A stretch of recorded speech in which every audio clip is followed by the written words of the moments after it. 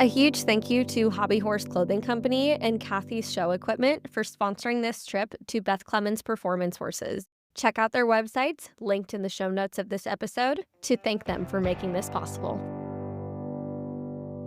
From a judging perspective, what do you want to see from a horse and a rider when they step up to the cone?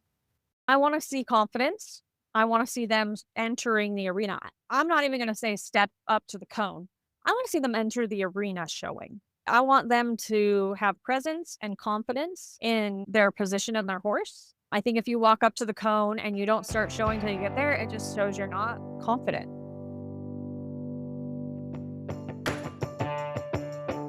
Welcome to the Elevate Your Ride podcast, where rider performance is taken to the next level through conversation and education. Our episodes range from rider health to horse training to the stories behind successful amateurs and more. I'm your host, Ellie, personal trainer for equestrians. Thanks for tuning in. A quick testimonial from one of our listeners. I love your content, and as a DIY amateur, it makes me feel like I'm not alone. Keep doing what you're doing. Thank you for listening, Madison. Today, I am here with Beth Clemons in sunny Arizona at the Vargo Ranch to do a very exciting podcast series with you guys about all-around horse training. This is going to be a multiple episode series, so stay tuned for some in the saddle video episodes as well. But today, we're going to start it off with a conversation with Beth about her background, some of her training philosophies, horse and human body positioning, best advice for amateurs, and probably more. Beth is an AQHA professional horsewoman, a clinician, a judge, very successful all around, and ranch riding horse trainer. And I'm so excited to bring you guys this conversation. Beth, thank you for joining me today. My pleasure. Yeah. Can you tell us a little bit more about your career as a horse trainer, how you got into the industry, what events you like to train for? Yeah, absolutely. I started riding when I was about 7 years old. My mom always loved horses and never got the opportunity to ride as a kid. So she made sure that we got to experience horses early in life. Started out taking hunter jumper lessons, then did a lot of trail riding before moving to a barn in Del Mar where there was a Western all around barn with a bunch of other kids.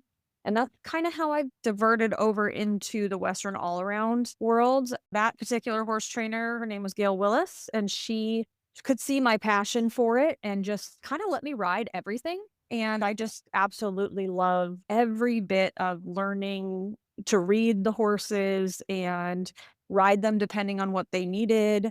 And everything from green horses to super broke horses, I just fell in love with it. So that's kind of how that all got started. Yeah. How did you end up to where you are today, where you're training and showing, really nice all around ranch horses in this part of the industry? So I spent a lot of time. This is, I think, a little bit more of a rare thing in the industry now, but I spent a lot of time working for different horse trainers. I spent about 4 years under Dana Hokana. I spent about 3.5 to 4 years under Tanya Brown. I then started my own business in California, ran that for quite a few years before going to work for Jim and Deanna Searles in Arizona to kind of just finish off the polish. I knew I needed just a little bit more education to get to the top level that I wanted to get to. So I had a great opportunity to work for them in Arizona. And I just last year sprung back out on my own after being there for about 5 years. So a lot of time under other trainers and education and doing a lot of grunt work. So since the Searles were who you most recently worked for, what would you say the most valuable piece of information was that you learned while working there? So I learned a lot from Deanna about showmanship, essentially taking my skills as being a horse trainer, but then being able to show appropriately in the show pen. So I was very into training the horse and focusing on that. And I lacked some confident body position when I would show a horse or being able to, work through something that maybe it's something didn't go exactly the plan I wanted to, continuing on and not focusing on the negative that did happen. She really helped me become a lot better showman. The other thing that Jim and Deanna really helped me with was creating horses for non-pros. So again, that being able to let go and make a mistake and move on from it versus controlling every step made my horses much more rideable for my non-pros. So awesome. I love that. What would you say your strengths are as a horse trainer? I think my strengths lie in my patience and ability to read horses. I think that being able to figure out the best way that they learn is something that not everybody is able to do or gets taught to do. And I'm very, very blessed that I have a pretty good ability to read what a horse needs when they need it, when they could take the pressure, when you need to back off on the pressure, and, finding the right events or path for the horse. So I think that I'm pretty strong at figuring out how to train horses that maybe don't get along in a lot of other programs. Something that I've heard you talk about before is that you in the past have gotten horses that maybe didn't do so great in other programs, or you kind of found like the diamond in the rough. Can you talk about why that's valuable as a trainer for you to have that skill? Yeah, so I think a lot of that came from, I grew up with project horses essentially. I would get something that was green or had a problem and have to work through it to resell it. My family wasn't able to, afford the nice fancy show horses. I kind of had to figure out how to make them that way. And I think there's a lot of value in being able to do that. And whatever you are given, figuring out how to make something out of it. Obviously, barring any physical limitations, because sometimes there is a physical problem that you can't work through. But for me, I keep my program smaller so I can take the time to really figure out each individual horse. And I think that's really, really important in our industry. We've kind of moved a little bit away from that. No, they just got to get into our program. But some of these non pros can't afford to just replace their horses. And so being able to find the best route for that horse, I think is incredibly valuable and a really good skill for me to have been able to have success on a lot of different kinds of horses. As an amateur, I really appreciate that perspective because a lot of trainers have the mindset that, oh, my clients need to be able to afford to buy a nice horse. And if they can't, it's because they're choosing to spend their money elsewhere, or, just kind of having a negative mindset and expectations of what they feel like their client should spend. And so I think it's really refreshing to hear, and I'm sure other people listening to this will feel that way as well, to hear that, you don't have to go and buy the 50 or the $100,000 horse. If you're dedicated and if you're willing to put in the time, you can buy a project diamond in the rough horse, for not a whole bunch of money and turn it into something. And if you don't like it, well, you can sell it. You can find another one. Like, you just have to be committed to the process. Absolutely. Honestly, I usually make what I get in work. But when I do buy and sell horses, I don't generally like to buy the winner. I like to buy the underdog because I personally would rather my clients spend less money and then sell it for more money later on. And to me, that keeps them happier. And I think, if I don't do that, what happens to those horses? Yeah. These horses that, are maybe not, there's just not a lot of people willing to put in the time to make a show horse these days, and it is actually one of my most favorite things. I love to see the progress from ride 1 to the show pen. That's what I do it for. I love to see a horse progress. The things that get me excited are when they get it, when, I've taught them something new and they get it. So just riding broke horses, which there's a lot of horse trainers that are just wanting to buy broke horses these days. And I'm not saying that I won't do that for a client when it's necessary. There are definitely times where that's an important thing to do, depending on their wants and their needs and their budget, of course. But it is definitely my favorite thing to do, to take green horses and make them into good show horses, good solid non-pro show horses. What's your favorite event to ride or train for? I think my favorite event is the Western riding right now. I think it is the hardest event that I train. To me, it's just so technically challenging, and it just really, I don't know, I love it. I love a good challenge. Obviously, as I'm talking about how I like all these horses that are a challenge. Yeah. I love a challenge, and I think a great Western rider is probably the most fun thing to ride, as well as the most pretty thing to watch. I probably would have said trail 6 or 7 years ago, but I didn't have a lot of knowledge of the Western riding, and that's another thing that Jim and Deanna really, really helped me out with. I did show it before I went to work for them. I would probably know 85% of my knowledge of the Western riding just from working for them. So I feel much Wow. more educated about it now and even more like motivated to be good at it. That is so cool. Can you speak to like what specifically they helped you with?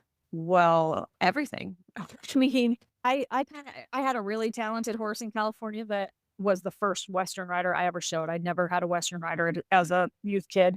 I was very, very blessed to get this horse in that he had only shown in the pleasure, and I taught him the trail and the Western riding, and he was incredibly talented. But I didn't know what I was doing. I just was going based off of feel, what I thought maybe made sense in my head. I usually sit down and think, okay, this is the problem I'm having. What would make sense to be the solution based off of my body, their balance, all that. I was kind of like a self-taught Western rider at that point. I'd maybe had 1 or 2 lessons ever on lead changes in my life. So I learned pretty much everything I know now from them. For a while, it was extremely overwhelming and I probably sucked. I didn't know, like Deanna told me at one point that I had good timing, and I had no idea what she meant by that. That's how little I understood lead changes in the Western riding when I went to work for them. I was, like I said, very blessed to have a very talented horse, but also apparently some natural feel and timing because I want to say I was top 10 in the nation on that horse in the level 1 Western riding before moving to Arizona and had broke my leg halfway through the year. So we still had a lot of success, but I could have more success with a lot more different kinds of horses now with the knowledge I have. That's so cool. Can you speak a little bit more about, how going through that process, how important it is to be humble and to be willing to suck through it in order to get better? Because you could have very easily just said, well, I already know what I'm doing, because you said you were top 10 in the nation before you went to work for Jim Indiana. So, it would have been easy to say, well, I have this nice horse and I kind of have it figured out. Like, I've got it. So that's admirable that that's how you decided to look at it. Like, oh, I have a lot to learn and I'm gonna keep working at it. Yeah, no, I didn't have a whole lot of confidence before. I mean, I maybe faked it well, I'm not sure, but I didn't have a ton of confidence really, honestly, until recently in anything I was doing. I mean, I knew I could kind of get a horse to do things, but I wasn't, like some big successful showman. So I knew that it was going to be hard, but I really wanted it. And that's what it comes down to. Like, if you really want it, you're going to figure out how to get it. You can tell yourself you want it, but if you're not willing to be humble and have somebody yell at you and feel stupid and do it wrong 9 million times, you're never going to get it. That's just the reality of anything in life, really, but especially horses. And you might think you have it. I still have days where I'm like, geez, I don't think I know how to teach lead changes anymore. You're always going to have things, there's no roadmap to it, right? So you're constantly learning. And if you don't think training horses is constantly learning, then you're probably never going to get any better at any of it. To me, that's always been a thing for me is I never want to stop learning. I don't know everything about the Western riding now. I don't know everything about any of these events now. I recently started back in the ranch riding and I freaking sucked. I look back at videos now and when I first started showing it again and I'm like, woof, wow. But, I think a lot of people don't have the self-reflection, and I've always kinda had that. I just wanna be better and better and better, better than I was the day before, and in order to do that, you have to be humble enough to realize you don't know everything, and you always have more to learn. Yeah, and sometimes you have to get worse before you get better. Absolutely. Yeah. Yeah, it's Yeah. it's not a it's not a even upward path. Yeah, because you probably had to break some of the habits that were allowing you to, kinda just show through it, like fake it till you make it. Like, when you're trying to get better, get to the next level, you kinda have to break apart, like, what was allowing you to just get through it and let it be kinda ugly. The same thing happens when you're, learning new fitness maneuvers, and it that applies to life. So the sooner that people can master that skill, the better.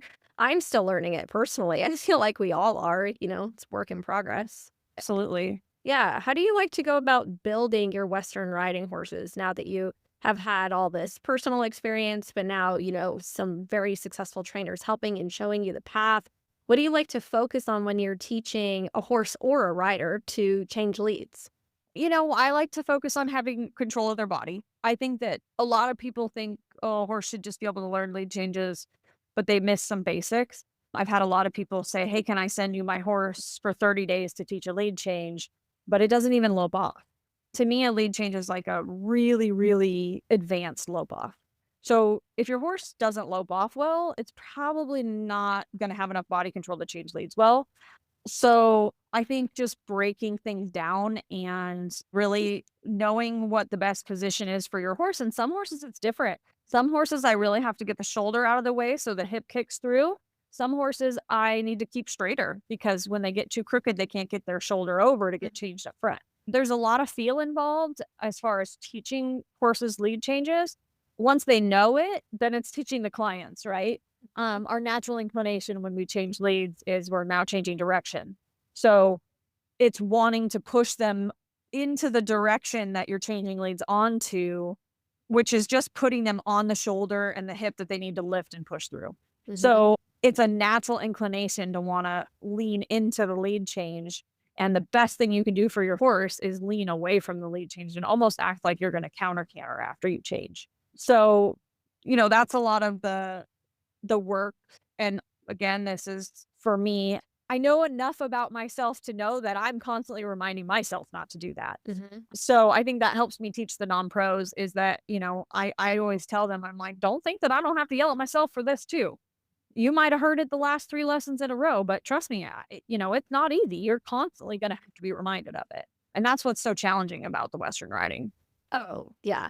That's a really interesting comment that you said about the lead change is really just a fancy lope departure. And I'd never thought of it like that. I've never heard of it explained like that. And I really like that analogy and picturing it like that because really that's what it is. So I totally agree that, yeah, if you're not having good lope departures, then how can you expect to have a good lead change? I just had never thought of it like that, and now I'm excited to go home and practice it. Yeah, and what I'll say about that is I had a horse that I started and he was weird about his lope offs from day one. I mean, even starting him in the round pen, he would buck over the top of his head every time I'd ask him to lope off. Fun. And so by the time I got him kind of broke and I had shown him in the hunter under saddle, and I'm like, okay, I started to jump him and I thought, okay, it's time for him to learn a lead change. But I know I can't just a lot of the babies when you ask them to change leads, it's kind of like you just want to spur them just so you get some kind of reaction. Right. This was not that horse. That horse was very capable of bucking me off and likely to buck me off if I asked that way. So I had to kind of rethink a plan. And I was still in California, so I really didn't know that much at this point about the Western riding. But, I thought, okay, well, I don't want to die. So I got to figure out a different way to teach this horse. And that's what kind of got me thinking about it really just being a lope departure. So I just did probably for 3 months, I would do 10 to 20 simple lead changes every single ride and just perfecting my simple lead change. So then when I asked him to change leads the first time, it was like he was doing it his entire life. That's awesome. Like it was so easy. And so that made me go, well, wait a minute, like there's something to this. So that was really interesting. There was one other horse that I did that with, and this particular horse had issues with its previous trainer soling up, and getting air to go forward was a challenge. So same thing, the lope offs were hard, right? Because she wanted to not go. So it's another horse that had an issue with a lope off. And I did the same thing. I'm like, you know what? I'm going to ask this horse to change lead and she's just going to stop dead. Like opposite problem, right? But kind of same fit. So same thing. I did simple lead changes for 3 months or so. She had other things to learn, so I wasn't in a rush.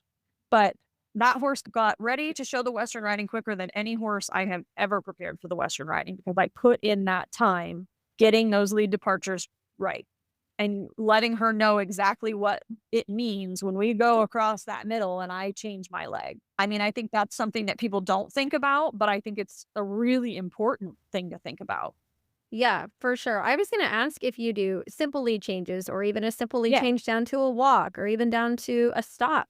The very first horse trainer that I ever had, it's funny looking back. I was like 15 or 16 riding this like green thoroughbred, and she wanted me to help teach it to change leads, or she was probably trying to teach me how to change leads, but the horse didn't know how to do it either.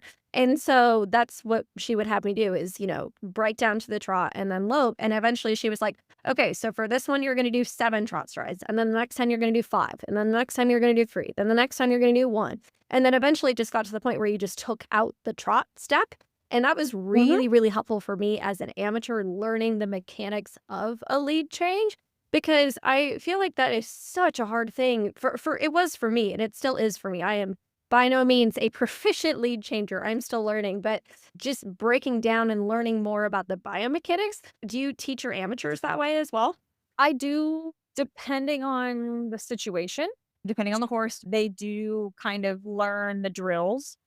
A lot of the times I will have them break down to the walk and then move their horse's body over like I would want them to move it over at the lope and then ask for the lope off while still being in that position. I will sometimes have my clients do that in the same way.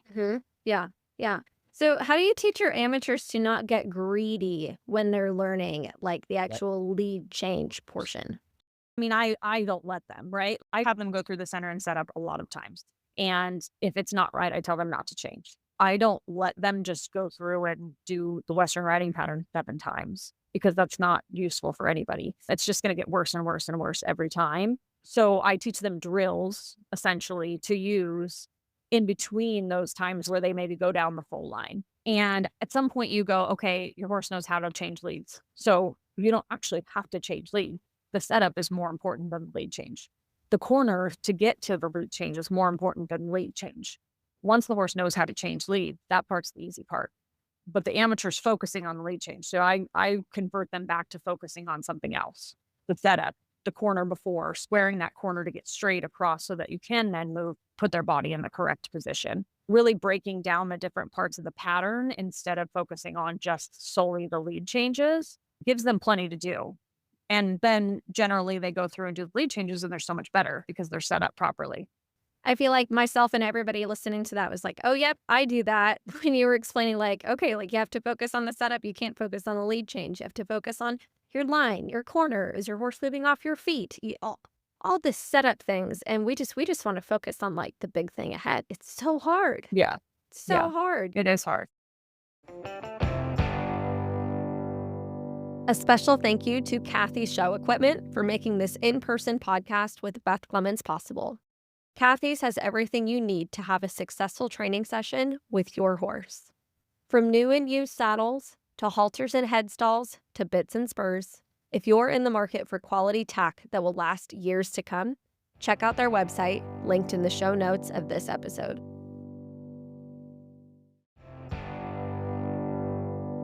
Thank you to Hobby Horse Clothing Company for sponsoring this trip to Arizona.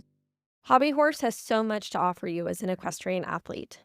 From stylish tops you can wear in the barn, to quality yet affordable show clothing, to a new pair of Kimes jeans, Hobby Horse has you covered head to toe. If you're enjoying this episode, help us say thank you by checking out their website, linked in the show notes of this episode. Can you talk to us about the let them theory? Okay. So the let them theory, as I'm riding throughout the day, sometimes I will turn on a audiobook. And recently I've been listening to the let them theory. There was a chapter that really hit home for me. I've always felt like, okay, I'm 38 years old. I've been at this a very, very long time. And there are a lot of people that are a lot younger than me that have, won globes. I don't want a globe. I would love to win a globe.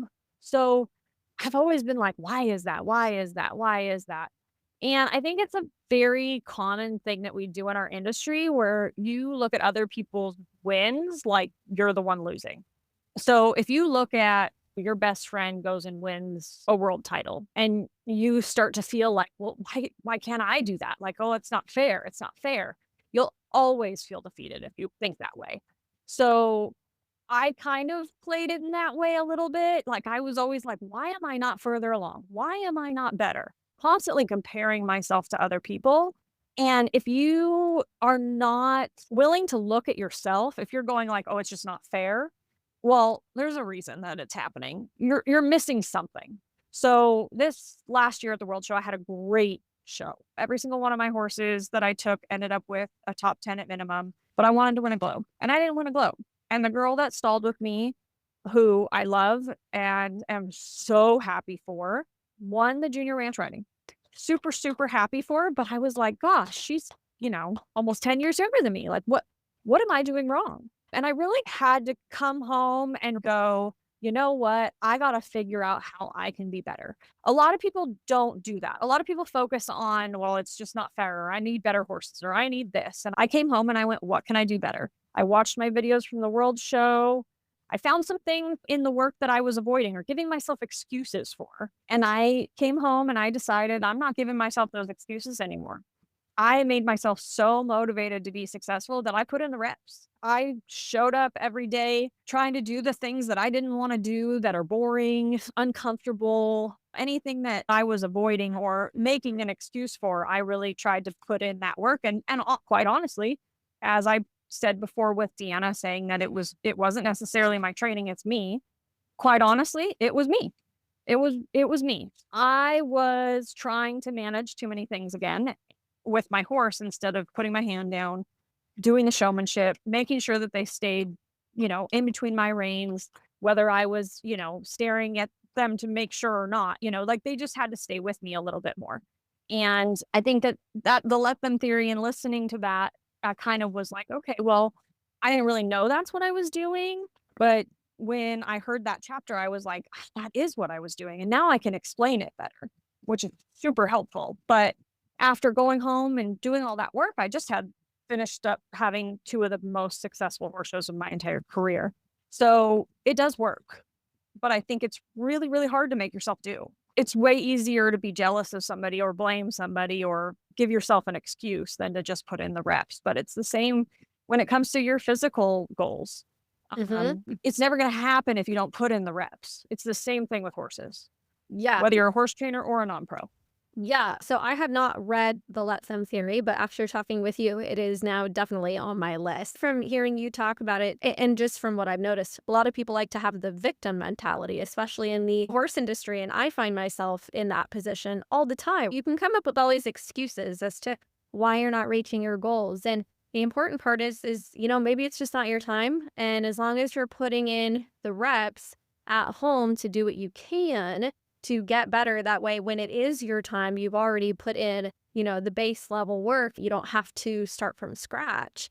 I think that is a really important mindset to have when showing in this crazy expensive hobby. I mean, even if the expense is not an issue for some people, horses get hurt, people get hurt, life changes. Like there's always going Absolutely. to be a reason to keep you from your goals. So having that mindset of, I'm just going to put in the reps, I'm going to put my head down, I'm going to work, not gonna have excuses.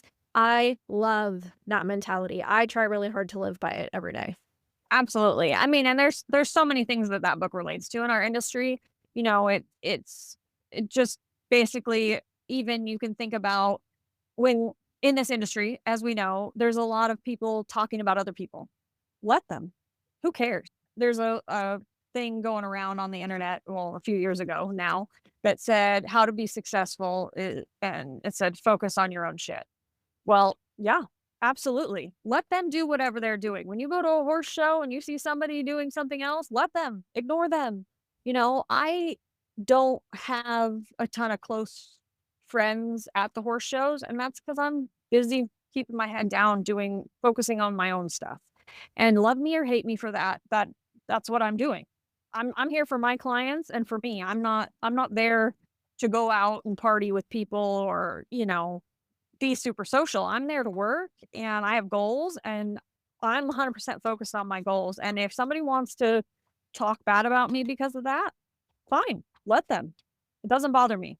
If you let it bother you, you're only hurting yourself. And Yeah, that's another thing that book touches on that I think is really a great thing for our industry.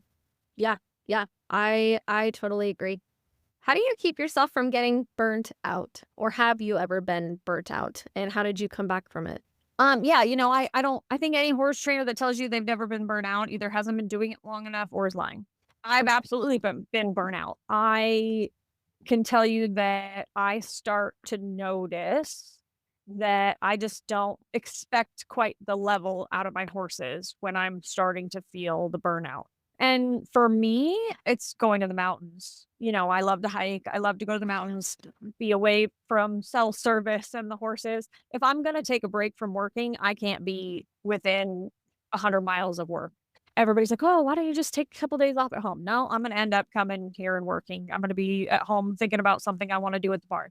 I gotta get myself out of town in order to reset, if that makes sense. For everybody, it's gonna be different. Some people are gonna love the beach, some people are gonna love the mountains, some people, might be able to do a staycation. That's gonna be different for everyone, but there's probably not a horse trainer in this industry that could honestly tell you that they've never been burned out.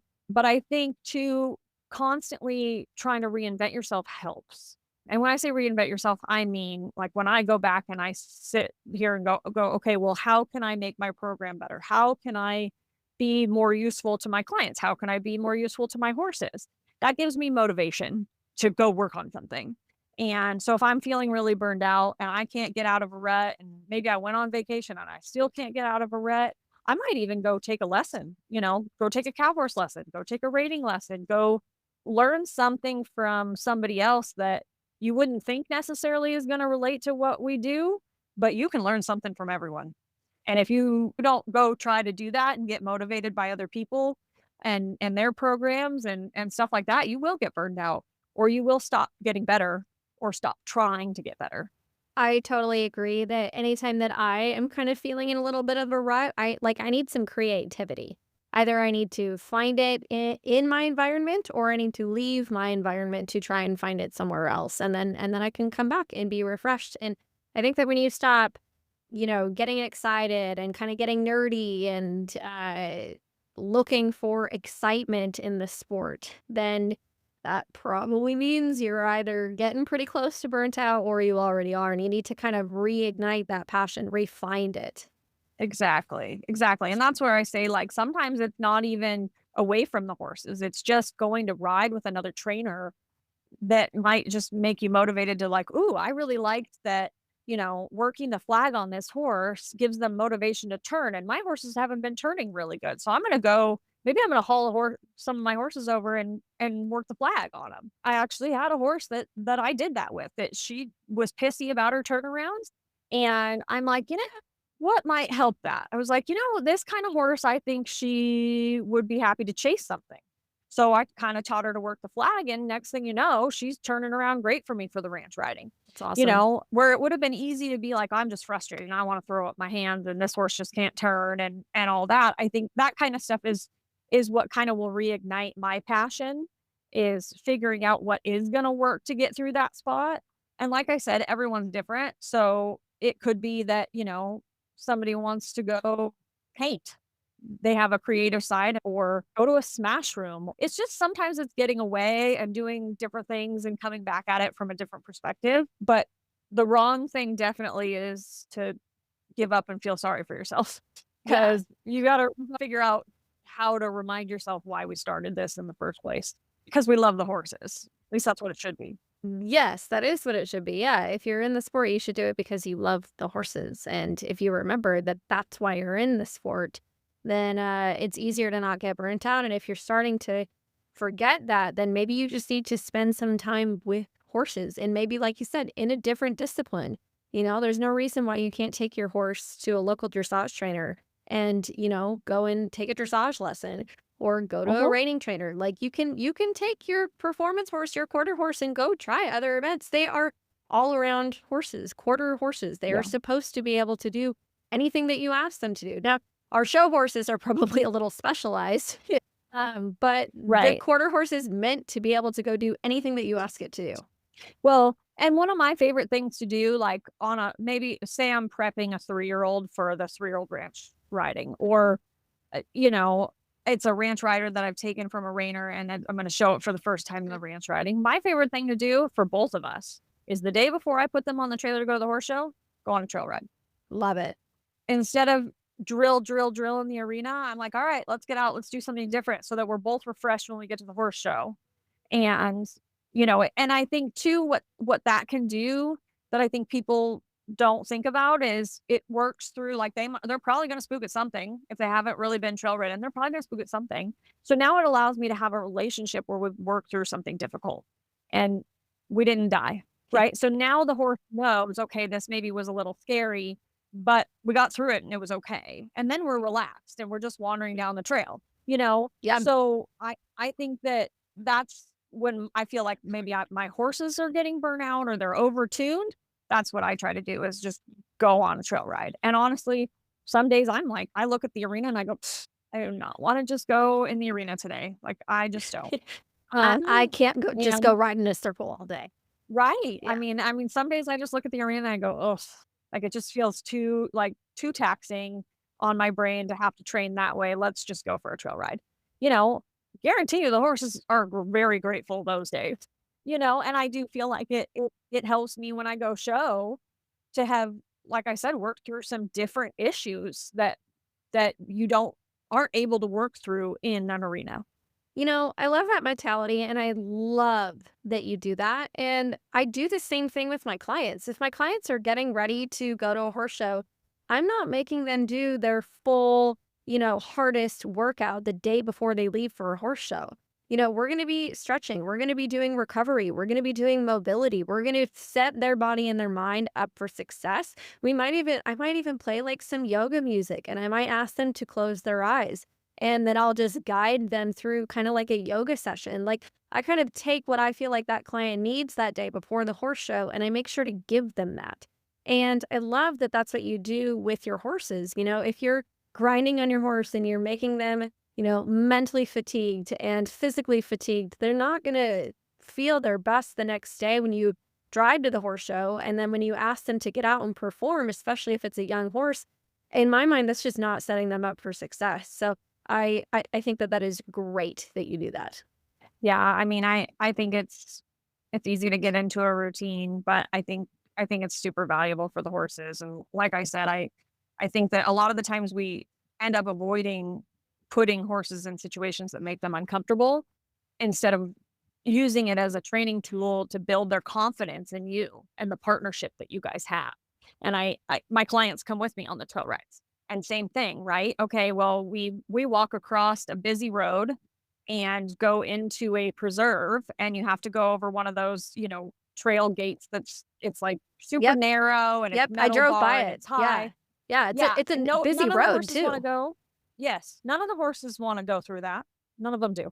But it gives us an opportunity to say, "No, no, no, you're gonna do this and you're gonna survive it." And then they're gonna have more confidence when there's something uncomfortable at a horse show that you need to do, and I'm gonna ask you to do because we worked through this and we survived it.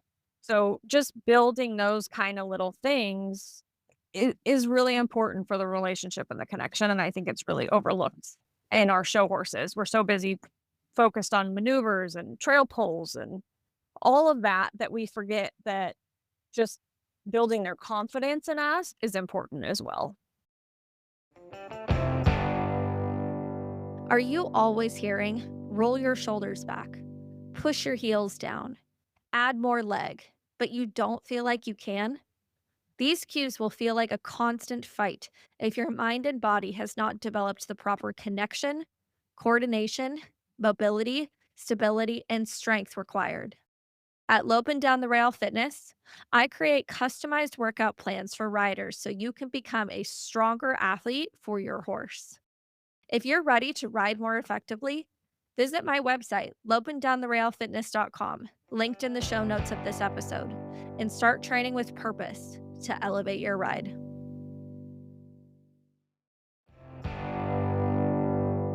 Are you ready to take your riding to the next level? Better performance starts with a mindset shift. How you think, train, and show up each day. Positive affirmations like small steps toward big goals, progress over perfection, and consistency builds confidence serve as powerful reminders to stay focused and committed. Check out our Elevate Your Ride affirmation merch, linked in the show notes, and add intention to your everyday routine. Are you loving our content and are wondering how you can support your hosts? Subscribe to our podcast on Spotify for access to all our episodes ad-free. For $4.99 a month, you can help us bring you the quality content you need to elevate your ride. If you're interested in sponsoring an episode for your business, our packages start at $25 an episode and offer you a wide range of exposure to equestrians. Click the Sponsor Us link in the show notes to learn more. So, to pivot the conversation a little bit and talk a little bit more about amateurs, a cue that I've heard you talk about before is the squeezing the orange, making some mimosas. Can you talk about that? What that means? Why you tell people to do it? Why you tell yourself to do it? Absolutely. So I mostly have adult amateurs. I haven't had youth kids in quite a while now. So this might not work for a youth kid. I think I might get in a little bit of trouble for if I ask them to hold on to an orange for me so we can have mimosas later. They can But I make find it orange very juice, motivating. just orange juice. Yeah. I know, but it's way more motivating for adults to talk about mimosas. I mean, kids are like orange juice, whatever, like whatever, crazy horse trainer. But this works very well on my amateurs. So essentially, I tell my amateurs when they're working on horsemanship or any time where I need their body position, which is pretty much always, to improve, is I tell them to act like I've put an orange in between their shoulder blades and I need them to hold on to it. And what that does is it activates the muscles behind your shoulder, kind of above your bra strap area or right around your bra strap area. It activates those muscles to bring your shoulders kind of back and down. I think a lot of people just keep getting the habit of yelling, shoulders back, shoulders back, shoulders back, shoulders back. And people just ignore it. They're like, shoulders back. I don't, a lot of the times shoulders go up and shoulders, they do all kinds of weird things and not what they are supposed to. If I tell you to hold an orange in between your shoulder blades, it's really kind of hard to lean and it's really hard to bring your shoulders up. If you're focused on keeping that orange, you're probably, you hear things like stick out your boobs, do this, like it kind of fixes all those things. Um, and I find that they find it funny, so they listen to it better. So, I'll have a client in on the rail in the horsemanship, and I'm like, "All right, you want mimosas later, right? You better hold on to that orange for me." And all the other trainers look at me like I'm a crazy person, but my client smiles and just gets better. So, I had the one time my client won the level 1 championships in the horsemanship, and guess what? We had mimosas afterwards, real Love ones. it. And I'm like, "Good job keeping that orange safe. Here we go. Let's have a mimosa." I love So I that. think sometimes just finding ways to get your clients to learn it is super important, but it also, finding ways to activate muscles without just saying, "Hey, I need you to activate these muscles," or "Hey, I need you to get your shoulders back," or "Hey, I need you to tighten up your core." That just gets I feel like that gets old for Yeah. clients to hear. So that's one of the terms I like to use because I think it immediately makes them pay attention to me. They can't Yeah. tune me out when I'm talking about having mimosas and holding on to an orange. Yeah, I use a similar cue all of the time. So I talked about it a little bit deeper in those 2 video episodes that I did about body positioning and our muscle. So if you're kind of curious about that listening to this, I would go back and I would watch the episode that I did in my living room where I'm kind of showing you different exercises to strengthen different areas. And then in the saddle with my trainer when we talked about the body positioning and how when you have some muscles overactivated and other muscles underactivated, how that impacts your position and then your ability to connect with your horse and then thus your horse's movement. So basically, when you're squeezing something in the armpits, you're activating muscles in your armpit and down into your back. So in the armpit is called the serratus anterior, and then in the back called the lats. And those muscles are responsible for holding your shoulders in an open, stable position. And then that way, the upper traps, which are up at the base of your neck, those muscles are what are pulling your shoulders up towards your ears. So getting the lat and the serratus anterior muscles engaged is really, really going to be helpful for holding that strong connected horsemanship position. And then also, because those muscles are engaged, it's a lot easier to engage the abs, the back, the obliques, all those core muscles that are so important to be able to connect to your horse and ride strong, especially for those pattern classes. So I love that those are the cues that you use. I think that it's fantastic, very, very correct biomechanics, which is rare to find in horse trainers. A lot of horse trainers don't naturally have good awareness of body mechanics. Do you work out at all, Beth? Yeah, so most people that know me well know that I've broken almost every body part. So a few years ago, I found myself really struggling. I broke my back when I was 18. I woke up with pain every day. And so I have a good friend named Kim Friedman, who is a Pilates instructor, and she also rides horses. And I started seeing her, and it really has helped me not only coach better, but it also has helped me get out of a lot of pain.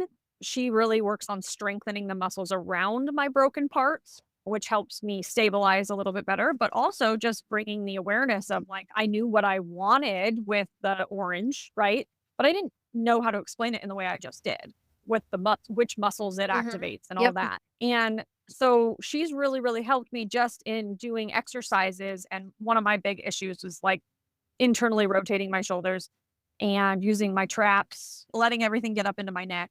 And so with her ha- having me work out and constantly being on me about that, it makes me relate it to when I ride. When I'm training a young horse, right? I'm not thinking about my body position so much as a horse trainer, but now I can because it's made me have better muscle memory. So if I'm pulling on one, I'll think, okay, well, I got to make sure that I'm not getting into my neck. The more that you can move your body in a appropriate and structured manner that's healthy, the more you can then relate it to riding. If it becomes muscle memory, it's one less thing you have to think about. Completely agree. And I think that that's the hardest part about riding is you can only ride your horse so much, right? You've got to find another way to help you get that body position to be structured in your life. And sometimes for me, it's even like the way I drive. I know when I drive, I Yes. like to lean into my right hip, which probably means that, there's other things I'm leaning. So a lot of the times, just being aware of what my body's doing throughout the day, which doesn't even involve horses, is something I try to tell my clients to think about. When you drive and you turn to the right, try to not lean your shoulder because it's a natural thing we want to lean our shoulder. Well, don't want to do that on a horse. So if we can teach ourselves not to do that driving, then we have more muscle memory in a positive way towards riding than if we just allow ourselves to lean. Now we've probably done that 100 times in between rides. So Mhm. now every single time we're working on, okay, no, don't lean. No, don't lean. No, on your horse, you're not. Don't drive it like a car. You know, it's not a motorcycle. We're constantly having that conversation. Whereas if you can go, okay, it's really better for my body anyway, if I don't lean into a turn when I turn the steering wheel, then your body just gets out of the habit of doing it. Mhm. Preach it, Beth. Preach it. I can't tell you how often if someone comes to me and we're working on posture and I'm like, okay, well, how's your posture in their daily life? And they're like, oh, terrible. And it's like, well, then how do you expect that the 10 reps that you do in the exercise is going to overcome the 1,000 reps that you do in your daily life? Like if you want to commit to getting better at something, you have to be aware of it all the time. Right. And Right. sneak little peek, we may or may not be bringing Miss Kim Friedman on the podcast. So everybody should stay tuned for that. But yeah, I totally agree with everything that you said, Beth, that if you want to get better at riding horses, you have to put in the reps.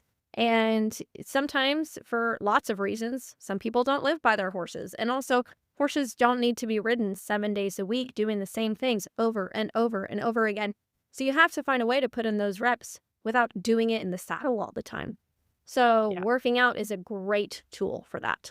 Working out and just honestly being just aware. And that's, I think, one of the hard things in this industry is so many people aren't willing to just go back and look at themselves. And it's hard. It sucks to look at yourself and go, well, I did that. That's me. Mhm. I made that. I'm the reason that I'm not getting a +4 on my form and effectiveness. It's me because I don't focus on the way I sit in the car or the way I walk down the street. I'm Yep. allowing myself to have bad posture, which just makes it harder for me to focus on a pattern and my body position. Hmm. You want to try to take as much thought of your body position out of your brain. Like you want it to be as natural as you possibly can so you can think about the pattern. 'Cause if you think about all of the body position parts, you're probably going to forget the pattern. If you think only about the pattern, you're probably going to forget about the body position parts. So the more you can make that second nature and muscle memory and habit, the better off you're going to be in a class like the horsemanship and any class. Any class, if you're a pretty rider, it's going to look better. The goal is to make it look easy. Yeah, the last 5 minutes of this conversation didn't convince you that you should start working out as an equestrian. I don't know what would. It's so important. Absolutely. Yeah. I ride all day, right? So Yeah. even Hmm. me riding all day, I have found value in working out and having someone have their eyes on me and telling me the habits that I might not realize that I have. Yeah, for sure. Mm. like we said, you can only ride your horse so much. Well, I ride all day. So if I still then have to go and be like, okay, I need to do these things to make myself the best I can be, then an amateur for sure should be doing some of those things. Totally agree. So, from a judging perspective, what do you want to see from a horse and a rider when they step up to the cone? I want to see confidence. I want to see them entering the arena. I'm not even going to say step up to the cone. I want to see them enter the arena showing. I want them to have presence and confidence in their position and their horse. I think if you walk up to the cone and you don't start showing till you get there, it just shows you're not confident that you can maintain it the whole way. I don't like to see somebody fidgeting at the cone. It just gives away nervousness. Your first impression is the most important thing. So walking up to that cone, you need to be on. You need to be showing the judges that you are ready to attack the course. I love that. Where do you recommend people start when they're trying to get an overall higher score? I mean, I think that if you have 15 feet in front of the cone to get loped off, I'm probably not going to give you as much credit as if you lope off from the cone. If you can have your horse take one step and be loping off, it's going to be more credit earning. I can't imagine it wouldn't be more credit earning to every judge to increase the degree of difficulty in that way. It just shows you're prepared. That said, you do have to show the horse you have, not the horse you want to have. You've got to show the horse you brought to the horse show, not the horse that you wish you had brought to the horse show, which again goes back to putting in the reps at home.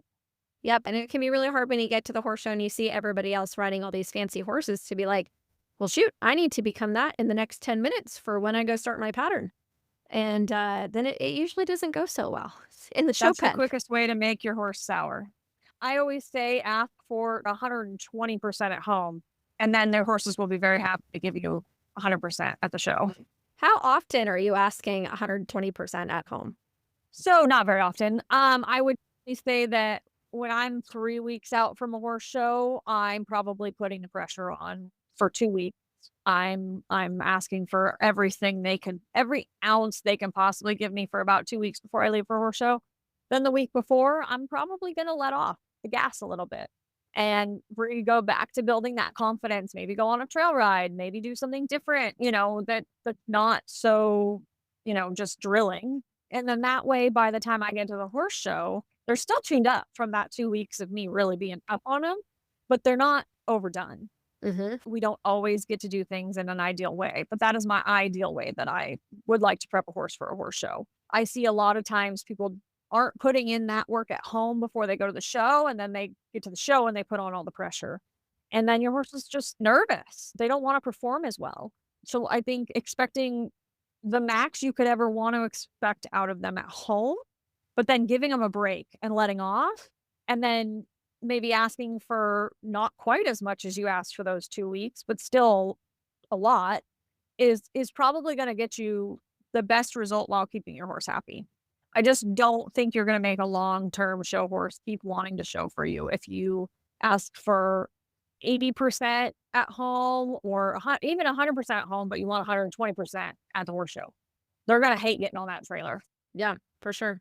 Can you discuss the differences between getting a 0, getting a +1, getting a +2? What do you think the differences are between the scores when you're looking at your score sheet?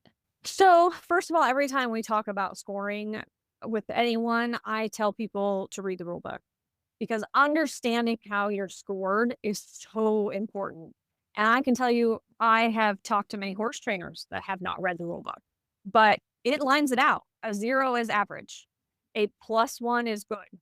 In the horsemanship, we're talking. A +1 is good. A +2 is very good. And a +3 is excellent.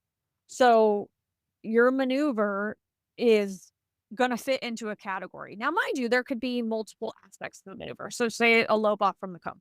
So we have to take into consideration, okay, where'd you start? Did you start 20 feet back? Did you start at the cone? Okay, how was your transition?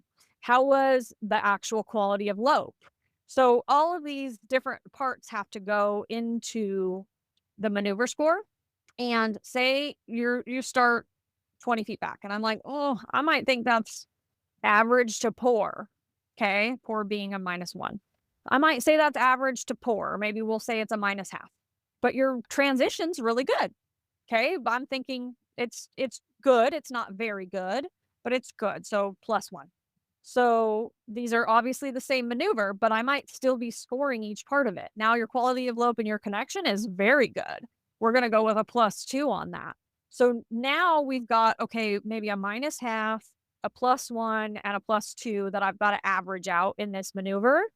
It's probably going to end up a +1 to a +1.5. So just because you had part of your maneuver that might have been a minus, if it's still in the same maneuver and you do a bunch of things after that that are credit earning, you can still have a credit earning score. And I think that's something I see a lot as people get defeated on, maybe like they ticked a pole in the trail. This is off the horsemanship, but they took a pole in the trail and then they kind of just like, oh, and then their horse ticks 3 more poles. Don't quit showing because you ticked a pole or you had a bad transition. Get it back, make up for it. Instead of focusing on the one negative thing you do, figure out how you can make it positive, because a good judge is factoring in all of those different parts. They're not just focusing on the negative. They want to score you high. I mean, most judges are your cheerleaders. I know when I see somebody make a mistake, I'm like, oh, you know. So I think focusing on that kind of thing and really breaking down like how it's judged is very, very important in the horsemanship, as well as all of the pattern classes. You got to focus on making yourself better. That's the only thing you can control. You can't control who buys what horse that might beat you. All you can control is being the best you could be. So focusing on that is always the way to go. If every AQHA, APHA, stock horse amateur could hear you say one piece of advice, what would you say? What would your billboard say, Beth? Put in the reps. Don't get discouraged. Focus on your own shit. I love it. Yes. Preach. You got to focus on making yourself better. That's all the only thing you can control. You can't control who buys what horse that might beat you. All you can control is being the best you could be. So focusing on that is always the way to go. I mean, yeah, it sounds basic, but it's true. You can over glorify it, but if you don't put in the work, it's gonna show. If you do put in the work, it is gonna show. So I loved this conversation. I thought this was fantastic. I think that this will lead right into what we're gonna do next in the saddle. So you guys are gonna have to stay tuned, stick around, and there's some cool things coming up. So stay tuned. Thank you, Beth, for coming on with me today. You're very welcome. Thank you for having me. Thank you for listening to the Elevate Your Ride podcast. If you enjoyed this episode, share it with a friend, follow us on social media, or leave a positive review. Please note, the views, ideas, and education shared on this podcast are intended for general education, and you should always consult with your team before making any big changes.